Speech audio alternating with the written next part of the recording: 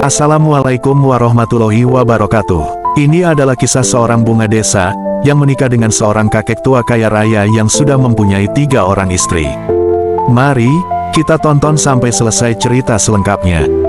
Langit sore di desa kecil tempat Citra tinggal tampak kelabu, seperti menggambarkan perasaan yang ia rasakan hari itu. Setelah bekerja seharian di kios kecil milik tetangga untuk mendapatkan uang tambahan, Citra kembali ke rumah dengan tubuh lelah. Rumah sederhana yang ia tinggali bersama kedua orang tuanya dan 2 adiknya tampak sunyi, kecuali suara batuk keras ayahnya yang terdengar dari dalam kamar. Citra membuka pintu dengan pelan, menatap ibunya yang tengah sibuk menanak nasi di dapur.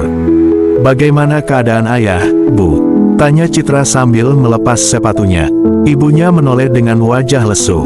"Masih sama, Nak. Obatnya sudah habis, dan kita belum punya uang untuk beli lagi." Citra terdiam, hatinya teriris melihat kondisi ayahnya yang semakin hari semakin lemah karena penyakit paru-paru kronis. Ia tahu bahwa pengobatan ayahnya membutuhkan biaya besar, tetapi penghasilan mereka yang pas-pasan nyaris tidak cukup untuk kebutuhan sehari-hari, apalagi untuk berobat. Sore itu, sambil memandangi ayahnya yang terbaring di tempat tidur, Citra merenung. Hidupnya terasa seperti labirin tanpa jalan keluar. Ia sudah mencoba segala cara, bekerja di kios, menjahit baju pesanan, bahkan menjual perhiasan kecil yang ia miliki. Tapi hasilnya tetap tidak cukup. Keesokan harinya, saat Citra sedang mencuci pakaian di sungai, seorang wanita bernama Bu Lastri, tetangganya yang dikenal suka bergosip, menghampirinya. "Citra, kau tahu Pak Herman, kan?" tanya Bu Lastri dengan suara pelan, seolah berbicara tentang rahasia besar. Citra mengangguk. Siapa yang tidak kenal Pak Herman? Ia adalah pengusaha terkaya di kota mereka.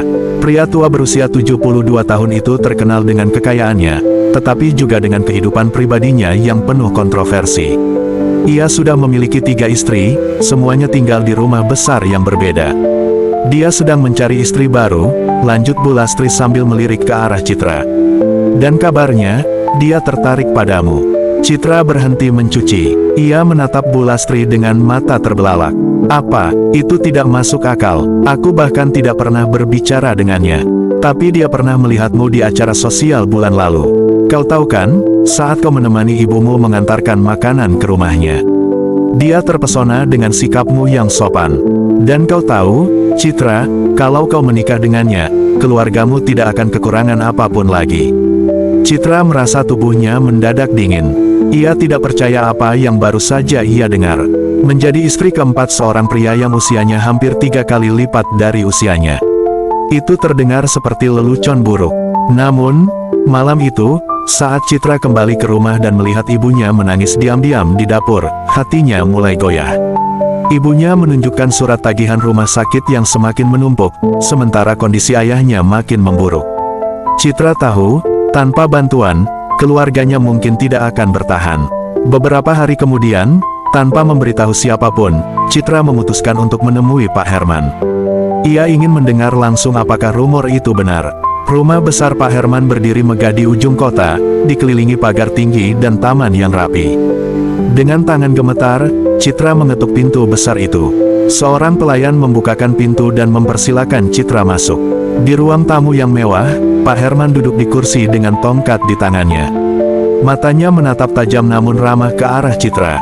"Ah, jadi ini Citra yang sering disebut-sebut," katanya dengan suara berat. Citra hanya bisa menunduk, tidak tahu harus berkata apa. Setelah beberapa saat hening, Pak Herman melanjutkan, "Aku tidak akan berbelit-belit. Aku memang ingin kau menjadi istriku yang keempat. Tapi dengarkan aku dulu. Aku tidak mencari cinta, Citra. Aku hanya ingin seseorang yang bisa merawatku di sisa hidupku. Sebagai gantinya, aku akan memastikan keluargamu tidak pernah kekurangan apapun." Hati Citra bergejolak. Tawaran itu seperti pedang bermata dua. Di satu sisi, ia merasa jijik dengan gagasan menikah tanpa cinta, apalagi dengan pria yang jauh lebih tua. Namun, di sisi lain, ini adalah kesempatan yang bisa menyelamatkan keluarganya dari kemiskinan dan penderitaan. "Berpikir baik-baik, Citra," kata Pak Herman sebelum ia pergi. "Aku tidak memaksa, kau boleh menolak, tapi jika kau setuju, kau tidak akan menyesal." Sepanjang perjalanan pulang, Citra merasa seperti berada di dalam mimpi buruk. Tawaran itu terus menghantui pikirannya. Malam itu, ia duduk di samping tempat tidur ayahnya sambil memegangi tangan pria yang telah membesarkannya dengan penuh kasih sayang. "Ayah, apa yang harus aku lakukan?" bisiknya, meski tahu ayahnya terlalu lemah untuk menjawab. Dan di tengah malam yang sunyi, Citra mulai mempertimbangkan pilihan yang akan mengubah hidupnya selamanya. Pagi itu, Citra duduk di teras rumah dengan pikiran yang berat. Tawaran Pak Herman terus menghantuinya. Ia mencoba berbicara dengan ibunya tentang kesulitan yang mereka hadapi, tanpa menyebutkan pertemuannya dengan Pak Herman. Ibunya hanya mengangguk pasrah, air mata sesekali mengalir di pipinya. Setelah berpikir semalaman, Citra mengambil keputusan. Ia akan kembali menemui Pak Herman untuk mendiskusikan tawarannya lebih lanjut. Namun, dalam hati, ia merasa seperti seorang tahanan yang sedang berjalan menuju hukuman. Setibanya di rumah Pak Herman, suasana di sana tampak sama megahnya seperti sebelumnya. Kali ini, Pak Herman duduk di taman belakang, di bawah pohon besar. Saat melihat Citra datang, senyum kecil tersungging di bibirnya. "Ah, kau kembali," katanya pelan. "Apa ini berarti kau sudah membuat keputusan?" Citra menatap pria tua itu, lalu menarik napas panjang. "Saya belum sepenuhnya yakin, Pak. Tapi saya ingin tahu, apa yang sebenarnya Anda inginkan dari saya." Pak Herman menghela napas dan meletakkan tongkatnya di samping kursi. "Citra, aku tidak muda lagi. Aku punya segalanya, harta, rumah, perusahaan. Tapi aku kesepian. 3 istriku, mereka semua sibuk dengan urusan masing-masing. Aku hanya ingin seseorang yang bisa menemaniku, berbicara denganku, dan memastikan aku tidak sendirian di sisa hidupku. Tentu, aku juga akan memastikan keluargamu mendapatkan kehidupan yang lebih baik." Citra terdiam. Kata-kata itu terdengar tulus, namun berat di telinga. Ia tidak bisa membayangkan bagaimana hidupnya akan berubah jika ia menerima tawaran ini. "Aku tahu ini bukan keputusan mudah," lanjut Pak Herman. "Tapi aku orang yang menghargai komitmen. Jika kau setuju, kau tidak hanya akan mendapatkan bantuanku untuk keluargamu. Aku juga akan memberimu pendidikan, pengalaman, bahkan peluang untuk mengembangkan dirimu." Citra memandang pria tua itu dengan tatapan kosong. Di satu sisi, ia merasa ini seperti kesepakatan yang tidak adil. Tapi di sisi lain, ia melihat celah kecil untuk masa depan yang lebih baik. "Berapa waktu yang saya punya untuk memberi jawaban?" tanyanya akhirnya. "Tidak lama," jawab Pak Herman. "Aku akan memberimu waktu 1 minggu." Sepanjang minggu itu, pikiran Citra terus berkecamuk. Setiap kali ia melihat ayahnya yang semakin lemah atau adik-adiknya yang meminta uang untuk sekolah, hatinya terasa hancur. Ia tahu, tak ada jalan lain yang bisa memberi solusi secepat tawaran Pak Herman. Di hari ke-7, pagi-pagi sekali, Citra berdiri di depan cermin. Ia memandang wajahnya yang pucat dan mata yang sembab karena kurang tidur. Dalam hati, ia menguatkan diri. "Aku harus melakukan ini demi mereka," gumamnya pelan. Ia berangkat menuju rumah Pak Herman, kali ini dengan langkah mantap meskipun hatinya berdebar. Ketika ia tiba, Pak Herman sudah menunggunya di ruang tamu. Pria itu menatapnya dengan tatapan penuh harap. "Saya setuju," kata Citra, suaranya terdengar tegas meskipun hatinya bergetar. Senyum lebar menghiasi wajah Pak Herman. "Kau tidak akan menyesal, Citra," katanya sambil mengangguk. "Aku akan memastikan keluargamu mendapatkan apa yang mereka butuhkan." Dalam hitungan minggu, persiapan pernikahan mereka dimulai. Meskipun Citra merasa aneh menjalani proses ini, ia tetap bertahan demi keluarganya. Ia tidak ingin mereka tahu betapa berat keputusan ini baginya. Di hari pernikahan, Citra mengenakan gaun putih sederhana, sementara Pak Herman mengenakan jas hitam elegan. Banyak orang yang hadir, sebagian berbisik-bisik membicarakan keputusan Citra. Namun, ia tidak peduli. Ia hanya fokus pada alasan utamanya, keluarganya. Saat mengucapkan janji pernikahan, hati Citra terasa kosong. Tapi ketika ia melihat ibunya yang tersenyum bahagia dan adik-adiknya yang tampak bersemangat, ia merasa sedikit lega. Setidaknya, ia telah melakukan sesuatu untuk mereka. Setelah pernikahan selesai, Citra pindah ke rumah Pak Herman. Ia kini hidup di dunia yang sama sekali berbeda dari kehidupannya sebelumnya.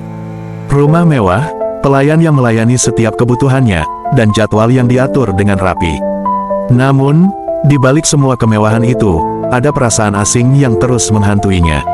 Malam itu, setelah pesta pernikahan selesai, Pak Herman duduk di ruang kerja bersama Citra. "Aku tahu ini sulit bagimu," katanya pelan.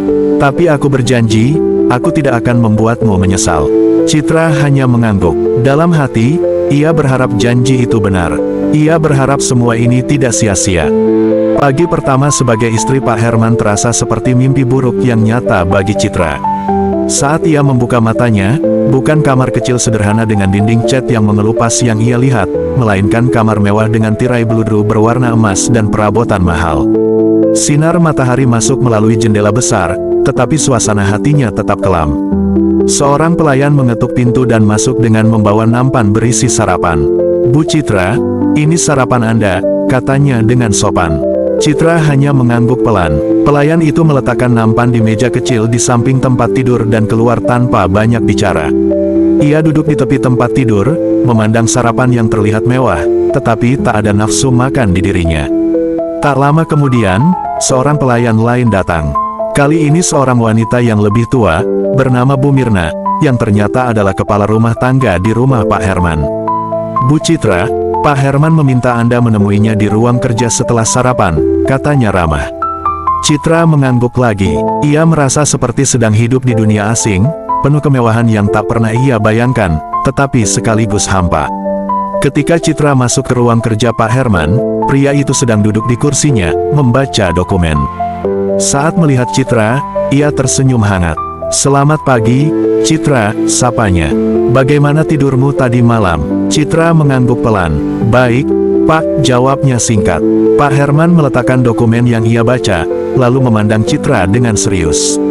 "Citra, aku tahu ini bukan hal mudah bagimu. Tapi kau sudah membuat keputusan besar, dan aku ingin memastikan kau merasa nyaman di sini." Citra hanya diam. Ia tahu Pak Herman mencoba bersikap baik, tetapi ia masih merasa terasing. "Aku ingin kau mulai belajar mengenal dunia ini," lanjut Pak Herman. "Aku tidak hanya ingin kau menjadi pendampingku, tetapi juga seseorang yang bisa berdiri sendiri. Karena itu, mulai minggu depan, aku akan mengajakmu untuk ikut dalam beberapa pertemuan bisnis. Aku ingin kau belajar, siapa tahu, suatu hari nanti, kau bisa menjalankan sebagian dari usahaku." Citra terkejut. Ia tidak pernah membayangkan bahwa Pak Herman akan memintanya terlibat dalam bisnis. "Tapi, Pak, saya tidak punya pengalaman apa-apa," katanya ragu. "Itu sebabnya aku akan mengajarimu," jawab Pak Herman dengan senyum kecil. "Kau pintar, Citra. Aku bisa melihatnya. Kau hanya perlu kesempatan." Minggu pertama pernikahan mereka diisi dengan rutinitas yang terasa asing bagi Citra. Setiap pagi, ia menemani Pak Herman sarapan, lalu mereka berbincang tentang berbagai hal. Meskipun awalnya canggung, Citra mulai melihat sisi lain dari pria tua itu. Pak Herman ternyata bijaksana dan penuh perhatian. Ia sering memberi nasihat tentang kehidupan dan bisnis, meskipun Citra tidak selalu paham sepenuhnya. Namun, tidak semua hal berjalan mulus. Istri-istri Pak Herman yang lain mulai memperhatikan keberadaan Citra. Istri pertama, Bu Ratna, adalah seorang wanita yang anggun tetapi dingin. Ia jarang berada di rumah karena sibuk dengan yayasan sosial yang ia kelola. Istri kedua, Bu Siska, adalah wanita berusia 40-an yang lebih cerewet. Ia tinggal di rumah lain, tetapi sering datang untuk mengurus beberapa urusan keluarga. Ketika pertama kali bertemu Citra, Bu Siska tidak bisa menyembunyikan ketidaksukaannya. "Jadi, kau ini istri baru Pak Herman," katanya sambil melirik Citra dari ujung kepala hingga ujung kaki. "Kau masih sangat muda, apa kau yakin bisa menjalani kehidupan seperti ini?" Citra hanya tersenyum tipis, menahan rasa tidak nyaman. "Saya akan berusaha, Bu," jawabnya dengan nada sopan. Sementara itu, istri ketiga, Bu Lina, adalah wanita yang lebih santai. Ia lebih banyak menghabiskan waktu dengan hobinya melukis dan jarang terlibat dalam urusan keluarga. Ketika bertemu Citra, ia hanya tersenyum ramah. "Semoga kau betah di sini," katanya singkat. Hari pertama Citra ikut dalam pertemuan bisnis bersama Pak Herman tiba. Ia merasa gugup saat masuk ke ruang konferensi besar di salah satu kantor Pak Herman. Ruangan itu penuh dengan pria dan wanita berpakaian formal yang tampak serius. Pak Herman memimpin pertemuan dengan percaya diri. Sementara itu, Citra duduk di sampingnya, memperhatikan dengan saksama meskipun ia tidak sepenuhnya memahami apa yang sedang dibahas. Di akhir pertemuan, Pak Herman memperkenalkan Citra kepada para koleganya. "Ini istri baruku, Citra," katanya dengan bangga. "Dia akan mulai belajar tentang bisnis di sini." Citra tersenyum, meskipun hatinya berdebar. Ia tahu perjalanan ini tidak akan mudah, tetapi ia mulai melihat peluang untuk membangun dirinya. Malam itu, saat ia duduk di kamar sendirian, Citra merenung. Hidupnya memang telah berubah drastis. Ia merasa rindu pada kehidupannya yang sederhana, tetapi ia juga tahu bahwa ia telah mengambil langkah yang tidak bisa ia sesali. "Aku harus kuat," gumamnya pada diri sendiri. "Ini bukan hanya tentang diriku, tapi juga tentang keluargaku." Dengan tekad baru, Citra memutuskan untuk menghadapi hari-hari ke depan dengan lebih percaya diri. Hari-hari berlalu, dan meskipun kehidupan baru Citra di rumah Pak Herman dipenuhi dengan kemewahan dan kesibukan, ia mulai merasakan beban berat di pundaknya. Pelan-pelan, ia mulai terbiasa dengan rutinitas yang tampaknya tak ada habisnya, sarapan pagi bersama Pak Herman, mengikuti pertemuan bisnis, belajar tentang dunia yang selama ini hanya ia kenal dari jauh. Namun, meskipun segala kenyamanan yang diberikan, Citra tetap merasa terasing. Ia tidak pernah merasa sepenuhnya diterima dalam keluarga besar Pak Herman.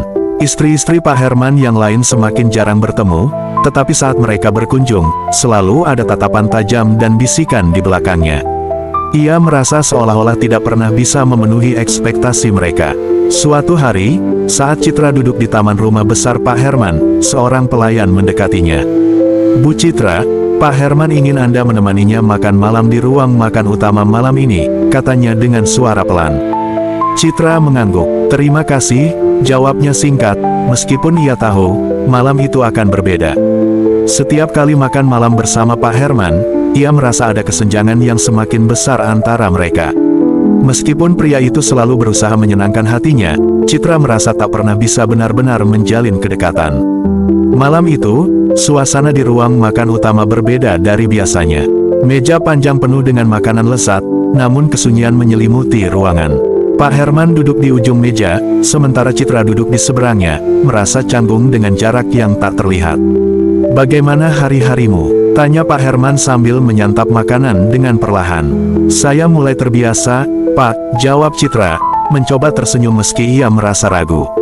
Pak Herman meletakkan sendoknya dan memandang Citra dengan serius. "Aku tahu ini tidak mudah bagimu, Citra. Aku melihat bagaimana kau berusaha keras beradaptasi dengan hidup baru ini. Tapi aku ingin kau tahu, meskipun aku tidak bisa memberikanmu cinta seperti yang kau inginkan, aku akan selalu mendukungmu dalam hal lain. Aku berharap kau bisa menemukan kebahagiaanmu di sini." Citra terdiam. Kata-kata Pak Herman membuat hatinya berdebar. Ia tahu bahwa pria tua itu tulus, namun dalam hatinya, Citra tahu bahwa kebahagiaan yang ia cari tidak bisa ditemukan hanya dengan harta dan kemewahan. Kebahagiaan sejati datang dari kedekatan dan rasa cinta, yang tidak bisa dipaksakan. "Terima kasih, Pak," kata Citra akhirnya, meskipun ia tahu, itu bukanlah jawaban yang ia butuhkan.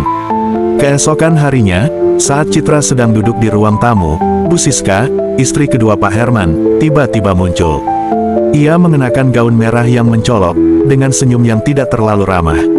"Citra, mari kita bicara," katanya, lalu mengajak Citra ke taman belakang. Citra merasa cemas, namun ia mengikuti Bu Siska tanpa banyak bicara. Mereka duduk di bawah pohon besar yang rindang, di tempat yang jauh dari pengawasan pelayan. "Aku tahu, ini pasti sangat berat bagimu," kata Bu Siska dengan nada yang lebih lembut dari biasanya. "Tapi jangan salah paham, Citra. Aku tidak benci padamu, dan aku tidak ingin kau merasa seperti penghalang dalam keluargaku." Citra menatapnya dengan bingung. "Apa maksud ibu? Pak Herman adalah pria yang baik, tapi dia tidak muda lagi. Kami semua sudah terbiasa dengan kondisi ini, dan aku tahu bahwa kau datang dengan niat baik. Tapi aku ingin kau tahu satu hal, jangan berharap terlalu banyak. Cinta bukanlah sesuatu yang bisa kau dapatkan di sini. Aku berharap kau bisa menerima itu." Kata-kata Bu Siska terdengar tajam, namun ada kejujuran dalam suaranya. Citra merasa campur aduk. Meskipun ia sudah tahu kenyataan ini, mendengarnya dari mulut salah satu istri Pak Herman membuatnya merasa terperangkap lebih dalam. "Terima kasih atas nasihatnya," jawab Citra dengan suara pelan. Bu Siska tersenyum samar, lalu bangkit dari tempat duduknya. Jangan khawatir, Citra, semua akan baik-baik saja. Jangan terlalu terbebani dengan perasaanmu. Malam itu, setelah makan malam bersama Pak Herman yang kembali terasa hampa, Citra duduk di kamarnya dengan tatapan kosong. Ia membuka jendela dan memandang keluar, ke langit yang gelap. Hatinya terasa semakin berat. Apakah ia telah membuat keputusan yang benar? Pak Herman memang memberinya banyak hal, rumah, uang, dan stabilitas. Tetapi ia tak bisa menutup mata terhadap kenyataan bahwa kebahagiaan itu bukan hanya soal materi. Citra merindukan kebebasan, cinta yang tulus, dan hubungan yang nyata. Semua itu tampak begitu jauh dari dirinya. Saat ia termenung, telepon di meja samping tempat tidur berbunyi. Citra melihat nomor yang muncul di layar. Itu adalah nomor rumah sakit tempat ayahnya dirawat. Tanpa berpikir panjang, ia segera mengangkat telepon itu. "Halo, ini Citra," katanya dengan suara terburu-buru. "Bu Citra, kami ingin memberitahukan bahwa kondisi ayah Anda semakin menurun. Kami memerlukan keputusan segera untuk tindakan medis lanjutan." Suara dokter di ujung telepon terdengar cemas. Citra merasakan dunia seakan runtuh di hadapannya. Ia harus segera memutuskan. Ia ingin menolong ayahnya, tetapi ia juga merasa terperangkap dalam hidup yang baru ini. Keputusan yang ia ambil kini tak hanya berdampak pada dirinya, tapi juga pada orang-orang yang ia cintai. Dengan langkah cepat, Citra keluar dari kamarnya dan menuju ruang kerja Pak Herman. Ia tahu bahwa ia harus berbicara dengan pria itu, karena untuk pertama kalinya, ia merasa seperti ia tidak bisa menghadapinya sendirian. Pak Herman menatap Citra dengan tatapan penuh perhatian saat Citra menceritakan keadaan ayahnya. "Aku akan membantumu, Citra," katanya dengan lembut. "Jangan khawatir, kita akan segera mengurus biaya pengobatannya." Terkadang, dalam hidup yang penuh dengan pilihan sulit, bahkan sedikit kebaikan bisa memberi harapan. Citra tersenyum tipis, berterima kasih dalam hati. Meskipun ia tidak bisa memiliki semua yang ia inginkan, mungkin inilah jalan yang harus ia tempuh untuk melindungi orang-orang yang ia cintai. Setelah pembicaraannya dengan Pak Herman, Citra merasa ada sedikit kelegaan. Pak Herman memang tidak bisa memberikan cinta yang ia inginkan, tetapi ia mulai memahami bahwa dalam hidup ini, beberapa hal harus diperjuangkan dengan cara yang berbeda. Bantuan Pak Herman untuk biaya pengobatan ayahnya adalah sesuatu yang sangat berharga, dan itu memberikan Citra sedikit harapan. Namun, meskipun ada kebaikan dalam tindakan Pak Herman, Citra tetap merasa terjebak dalam rutinitas yang tidak ia pilih. Hari-hari berlalu dengan cepat, tetapi Citra merasa seperti berada di tengah-tengah dunia yang asing, di antara kemewahan yang seakan tak pernah bisa menggantikan perasaan kosong di hatinya. Setiap kali ia berjalan di sekitar rumah besar itu, ia melihat bayang-bayang kesepian Pak Herman yang semakin menua. 3 istri lainnya jarang datang, dan meskipun mereka berusaha bersikap baik, Citra tahu bahwa hubungan mereka dengan Pak Herman bukanlah sesuatu yang sederhana. Masing-masing istri tampaknya memiliki kehidupan mereka sendiri, dan Citra, yang baru memulai perjalanan ini, merasa seperti seorang pengunjung yang tidak sepenuhnya diterima. Suatu hari, setelah beberapa minggu, Citra duduk di teras sambil melihat senja. Pak Herman datang menghampirinya, duduk di sebelahnya, dan mereka terdiam beberapa saat. "Citra," Pak Herman mulai berbicara dengan suara lembut. "Aku ingin tahu apakah kau benar-benar bahagia dengan keputusanmu. Aku tahu ini bukan hidup yang mudah. Terkadang, aku merasa seperti aku telah menempatkanmu dalam posisi yang sangat sulit." Citra mengalihkan pandangannya ke arah Pak Herman. Ia sudah sering bertanya-tanya tentang keputusan yang ia ambil, tetapi sekarang ia merasa sulit untuk mengungkapkan perasaannya yang sesungguhnya. "Saya tidak tahu, Pak. Kadang, saya merasa seperti hidup saya hanyalah rutinitas yang tidak pernah saya pilih. Saya tidak tahu apakah saya bahagia." Pak Herman menghela napas panjang. "Aku tahu ini sulit. Kau masih muda, dan dunia di luar sana seharusnya penuh dengan harapan dan kesempatan. Tapi aku ingin kau tahu bahwa aku akan selalu mendukungmu. Aku tidak ingin kau merasa terjebak di sini hanya karena aku." Kata-kata Pak Herman membuat Citra terdiam. Ia menghargai niat baiknya, tetapi hatinya tetap berkonflik. Keputusan yang ia buat bukanlah sesuatu yang bisa diubah begitu saja. Namun, di sisi lain, ia mulai merasa ada sedikit kelegaan mengetahui bahwa ia masih memiliki ruang untuk membuat keputusan sendiri, setidaknya dalam hal masa depannya. Minggu berikutnya, Citra kembali mengikuti pertemuan bisnis bersama Pak Herman. Kali ini, dia merasa sedikit lebih percaya diri. Ia telah mulai mempelajari beberapa aspek bisnis dari Pak Herman dan merasa lebih siap untuk terlibat dalam percakapan. Meskipun ia tidak sepenuhnya mengerti, ia berusaha untuk tetap fokus dan memperhatikan dengan seksama. Di akhir pertemuan, beberapa kolega Pak Herman mendekatinya dan memberikan pujian. Bu Citra, saya senang melihat keterlibatan Anda dalam rapat kali ini. Anda benar-benar punya potensi untuk belajar banyak, ujar salah satu dari mereka. Citra merasa sedikit bangga, meskipun senyumannya terasa dipaksakan.